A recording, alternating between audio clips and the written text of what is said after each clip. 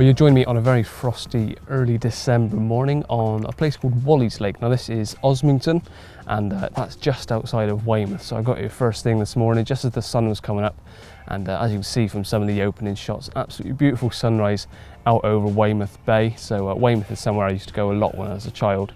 So it's an area that holds a lot of fond memories for me, but I've never fished down this way, so this is a first. And I'm joined once again by 𝗙𝗹𝗹𝗪 and 𝗪𝗪, who are both members of Mistral Baits. Now last time we were out at Wadmill Lake at Todburgh Manor and managed to have a few, and it was quite cold then. We had a bit of a cold snap and then it got warmer again. It seems like fast forward about a month, we seem to have got the cold snap once again because the ground is completely frosty.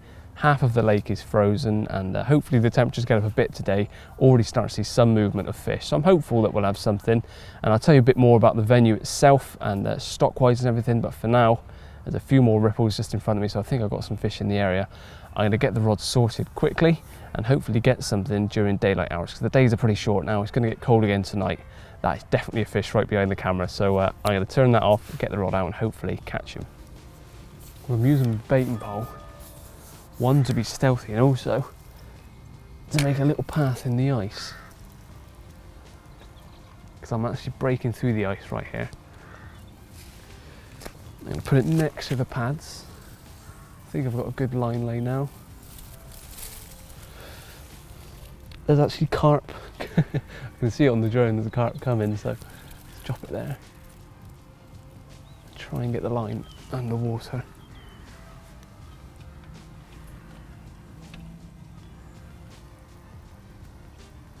And I understand Jay's in, so I'm going to quickly shoot around there and film his fish.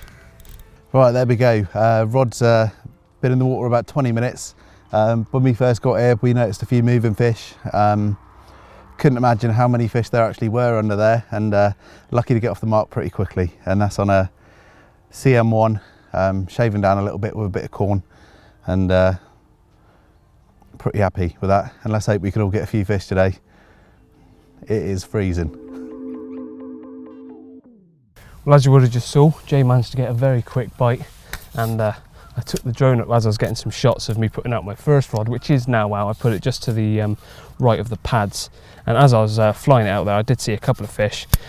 Brought it back over to where Jay just landed is and looked down with the drone, and that is your definition of a winter shoal up.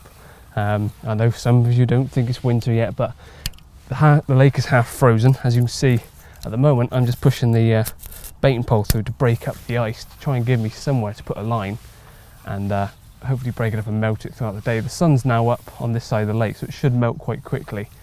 But yeah, absolutely incredible. Was that me? I think it's probably me. Absolutely incredible sight of that shoal up. It must have been about 50 fish deep. So I'm sure that if the fish come across you, there's some bites to be had today, but it's just a case of having your baits presented in the right place. Now, a couple of things I noticed with the drone up. I know some of you are probably shaking their head at the thought of using drone for fish finding and stuff. That wasn't the intention when putting the drone up, it was to get some shots. But when you see shoals of fish like that and carp holes and things, it's stupid to ignore them. So I have spotted a couple of carp holes out near the island. So now I'm just breaking up the ice. Hopefully it'll be able to give me a chance of getting some decent line lays through. And it's not too thick, so if I catch a fish I should be able to play it through it, no problems. But the more I can break it up now, the less of an issue it's going to be later on, hopefully when I catch a fish.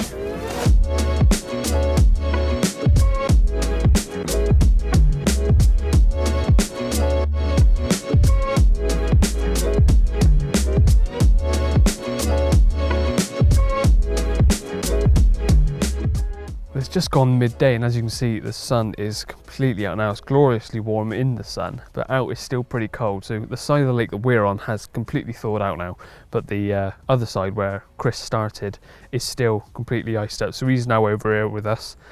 Jay's actually gone for a wander now up to the top end because there's some fish up in the shallow end, and despite the quick bite early on, it's been very, very quiet since. So he's following the fish around. There was definitely shoal up. I mean, we've seen it on the drone. And he's just followed them up there and he's trying to get them up there.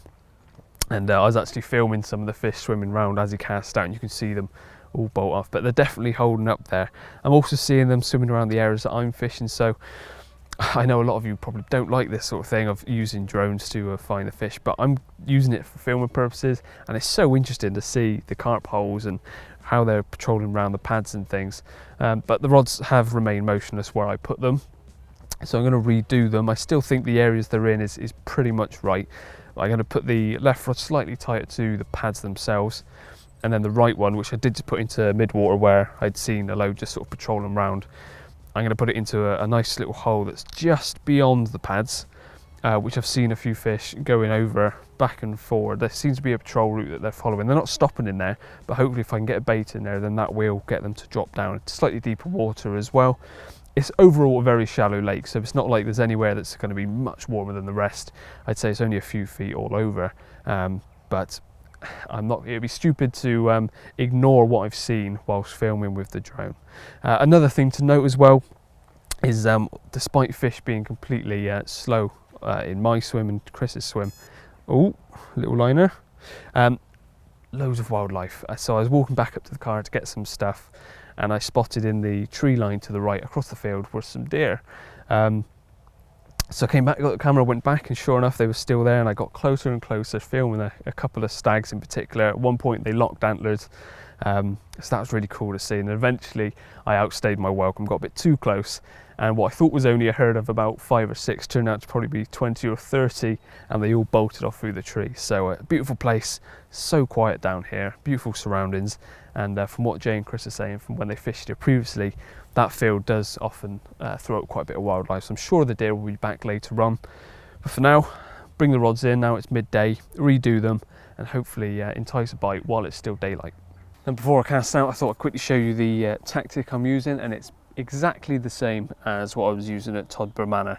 Little solid bags, tiny whittled down hook baits filled with micro pellet, and that's because it's fairly silty out there, so I know that this will hit the bottom, explode out, and should present me nicely. I mean, I saw one of my previous casts on the drone again, and it was sat there, hadn't been touched, but it was presented nicely on top of the silt, so I know that the presentation's right. It's just a mouthful or so of bait, so it's not like I'm overfeeding the fish. I can keep pinging these around until I pick one off without messing up my swim with too much bait, because it's just a little parcel and that should do the trick. So now this one's put back on. I knocked up a few last night, so I was ready to go with a few casts this morning, so I wasn't having to time up whilst I'm on the bank. I'll redo this one out onto the corner of the pads, like I said, and then the other one I'm going to bring in. I've got another bag knocked up which I'll stick on there, and I'll cast that out to that 𝗃𝗶𝗆 just to the right of the pads as well. And then the 2 rigs that I've just brought in, I'll knock back up for bags so they're ready to go as well. So I'm being nice and efficient. There's not much daylight hours during the wintry months, or coming into winter, so making sure that you're prepared and ready for a recast at quick notice is key. Now I'm saying all that stuff, but I've still got to get a bite, but I'm being efficient with my time.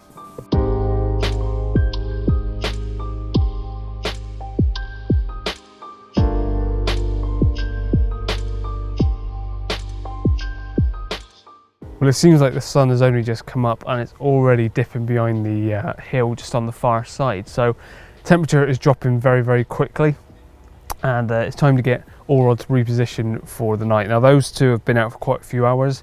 I tried just at the further end, at the shallower end, for probably a good hour or so, and so did Jay. There's a lot of fish had moved up there, shallower water, probably only 1.5 to 2 feet deep up there, so they really were enjoying the sun, moving around in numbers, but just weren't having any of it. So I've come back to my main swim. As I said, the right hand rod is in a nice little hole just to the right of the pads. Left one is right on the edge of the pads where I saw some patrolling around, and this right one is going over towards the island, just off it by about a rod length and a half, about 6.5 wraps, whereas another deeper hole. Now the temperature is clearly going to drop quite a lot again tonight. This morning when we got here it was all frosty, half the lake was frozen.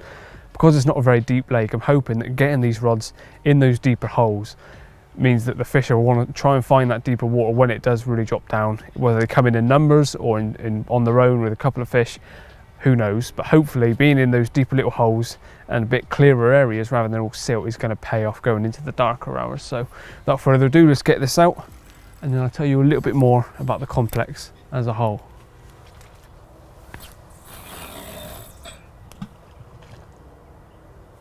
So that's now all 3 rods out and fishing for me. So a bit more about the place itself. To start with, Obviously this is called Wally's Lake. There's two lakes here. You've got Wally's, which is the one that we're on here, and just behind is Meadow. I'll get some more shots of that one tomorrow, move on to that one in a second, but we're on Wally's. Now this is somewhere that Jay and Chris have fished a lot in the past, and suggested this venue for this session because hopefully we'll have a few bites. It's been very slow today, but we've seen plenty of fish, and as you have seen, so they're in here. That's the main thing. Stock wise, there isn't an exact figure on the website, but from what Jay and Chris have been saying, it's probably around 80 to 100 fish in here, ranging in size. Good chance of a 20 in here, quite a few bigger fish, and they go up to upper 20s and maybe touching 30 at the right time of year, going over 30. So some nice fish in here to go for, but they haven't shown up for us just yet. And Jay was saying this morning that the one he had was actually probably one of the smaller ones in here, but a bite is a bite this time of year, so it's very, very welcome.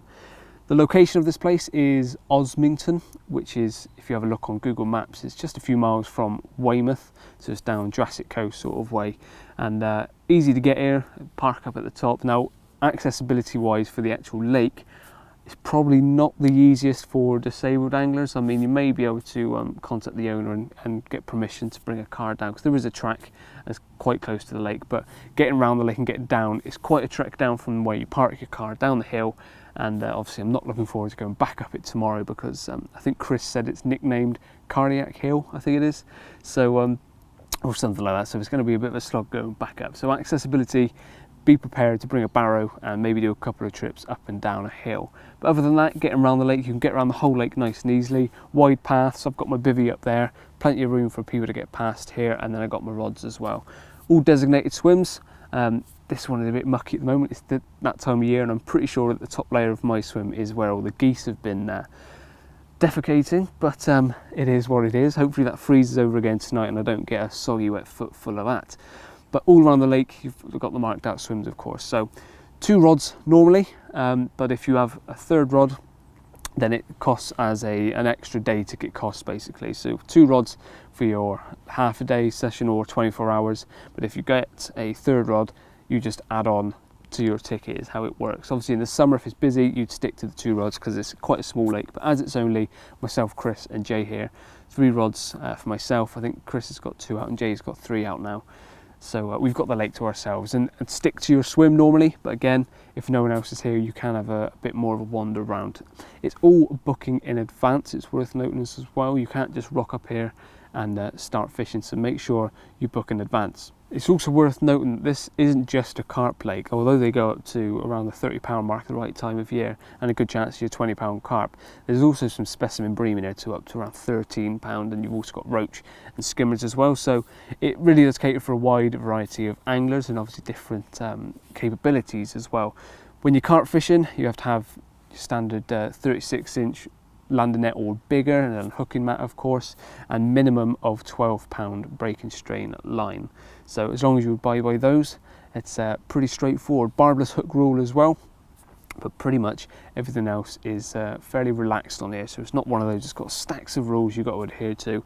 It's pretty much be sensible on the bank, fish safely, and you're good to go. There are a couple other rules for the whole fishery, but if you go over to the website and check them out, you can see the full description of what you can and can't do, but that's the main ones that you need to stick to. Moving over to Meadow Lake, which is just behind this. It's slightly bigger than Wally's. Wally's is 1.5 acres, Meadow is 2 3/4 acres. Now the stock in there basically come from here and are growing on in there, and they vary from size of your palm up to doubles, and it's actually done a lake record of around the £30 mark as well. So still a good stock of fish in there, but it is for more of the experienced angler. It's a bit more weedy, so maybe a bit more difficult than this lake offers, although this one's proven rather difficult at the moment for us, but that one is probably more for the more experienced angler. And the prices as of filming this in 2020 are £10 for the day for 2 rods, £20 for 24 hours for 2 rods, that's for an adult. For a junior, that is £6 for the day and £12 for 24 hours. And then in the summer months, or when you've got a bit more daylight hours, it's from 5 PM onwards. You can have like an evening ticket, which is £6 for adults and £3 for juniors. So that is pretty much all you need to know about this place. Now, at the moment, with everything going on with COVID, this place is working on a day ticket only, so days only, but we have got permission from the owner to be here overnight on this session whilst we're filming. But hopefully once restrictions are lifted, it'll go back to the original plan of days and nights allowed. So keep this place on your list of places to come. It's absolutely beautiful where it is. I mean, if you were coming down here, camping nearby or staying nearby and wanted a day's fishing, booked in advance, it's so close to the coast. It's beautiful surroundings, and like you saw already, all the deer that I saw was wonderful to see. And I've already seen buzzards, kestrels, I think I saw sparrowhawk and things, so there's plenty of wildlife to look at. It's very, very quiet, and like I said, you're so close to the sea as well. So if you're on a family holiday, days fishing one day and the rest of the time you're with the family going to the beach or whatever, it's got a lot of places or a lot of attractions nearby as well. It's not just the fishing, which is enjoyable. Having said that, it's time to get one for the cameras, hopefully. Well, it's been dark a couple of hours, and the middle rod, which is the one that's to the right of the pads in that little hole, finally went off. It took me probably 3 casts just before dark to get it spot on, and until I was happy with it, that is. And it's been a couple of hours into darkness until this one's gone off. Probably 13, 14 I gave it. Lovely long fish, and I have to say, Jay struck this one because I was just on my way to get some dry socks because mine are a bit wet, so he struck it. So it's kind of a joint fish, this one, but off the mark, and hopefully more to come throughout the night. Very, very welcome, and freezing cold.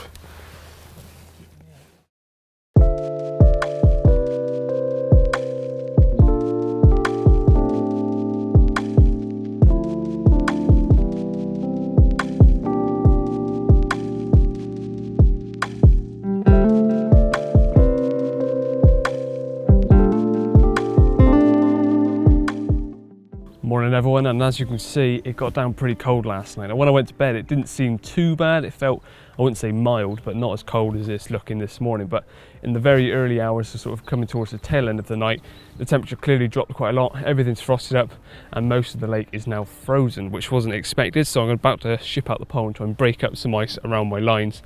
But still a productive night. I managed another one myself before it got really late in the night.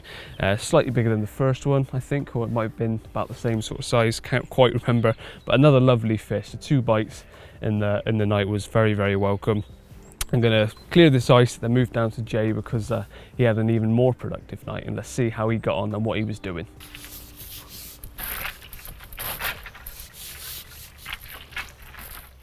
There we go, quite a productive night for me in the end. This being my 4th carp, couple of the night. It is so cold, I can't tell you. People say the fish is like a block of ice. This is like a block of ice. And yeah, quite a good session though, given the conditions. And just goes to show, if you've got the fish in front of you and they're shoaled up like that, you can pick a few up. There we go, back of the landing net. I'm gonna get this one back quickly, and I'll show you how I've been catching them. Right, I'm just going to talk you through how I've been catching these carp. Firstly, the most important thing is that you've got the fish in front of you. You've seen on the video, there's probably 80% of the stock moving around in a shoal that are basically following the heat. And I've been fortunate enough to have selected a swim where I've had the fish in front of me during this session, which has been pretty good really. But two approaches. One is a little winter mix I use, which is basically a stick mix. I've just ground up some tiger nuts, popped some hemp in, some corn, and some CM1 stick mix. You can add anything to that, chopped worms, maggots. I like to keep my stick mix clean. And the other tactic that's been working quite well is the solid bag technique that I first saw Joe using on the session we done last time down at 𝗵𝗵𝗁. And he referred me to a video that Rob Baird just done at Farlow's, also a Carpology video. And it's a rig that really resonated with me. You can make it completely at home. You've pretty much just got to tie it onto your main line. The way that the weight is on the back of it, it means that the presentation, it always lands on the bottom with the bait on the top.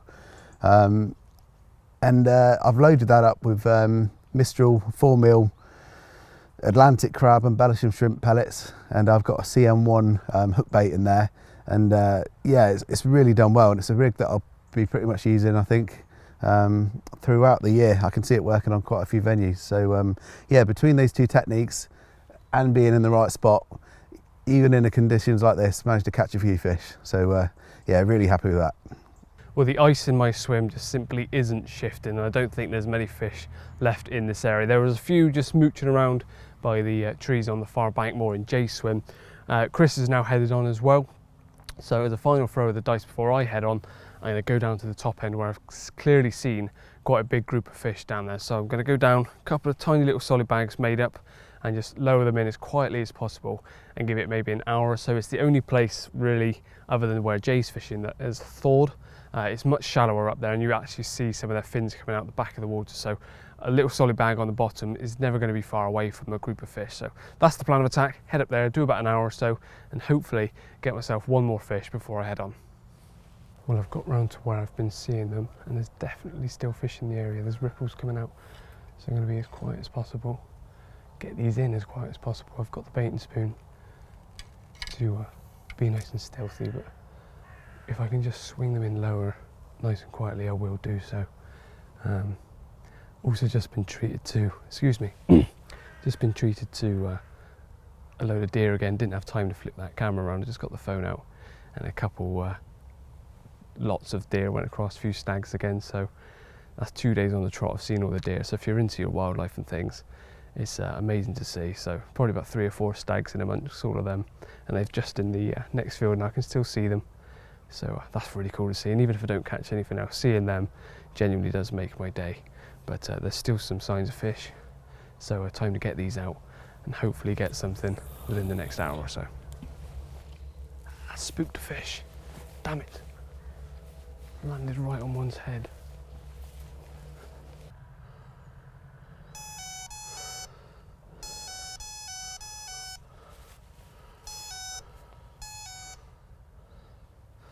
Another big liner.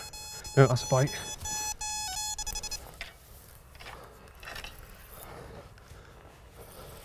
Yes, we're in. Thought that was a massive liner. It's a bream, that's why. Oh, I think it's a bream. Oh, where is it, a carp? I'll try and get it through the ice. No, there's a little carp. Come on, this way, this way, this way. He's in. Oh, worth the move. Just done my outro. And I've got one. There's the hook bait, tiny little yellow banana Mistral pop-up, which I've whittled down to be nice and small to fit in the bag. And my prize is another lovely golden carp. I actually thought this take was a bit breamy. Pulled up to the top, didn't move for ages. Dropped back down slowly, and then I saw a little more of a unnatural pull of the line, and sure enough we were away, but it came in like a bream. None of the fish I've had have fought very hard because it's so cold, it's a bit lethargic, absolutely freezing. But when he's finished wriggling on the mat, he should have done this in the fight. I'll lift him up for you because this is a lovely reward for sticking with it on a virtually 70% frozen lake, finding the fish up in the shallow area and fishing for them. Beautiful. So action to be had. And that finishes off this video nicely for me. So if you enjoyed this, make sure you liked it, subscribe to us and hit the bell icon so you don't miss any future uploads. And remember to follow us on Instagram and Facebook as well for regular updates. But for now, I'm going to put this one back, get in the car, put the heater on my feet and drive back home. Very, very happy. Let's put this block of ice, golden block of ice, back where it belongs.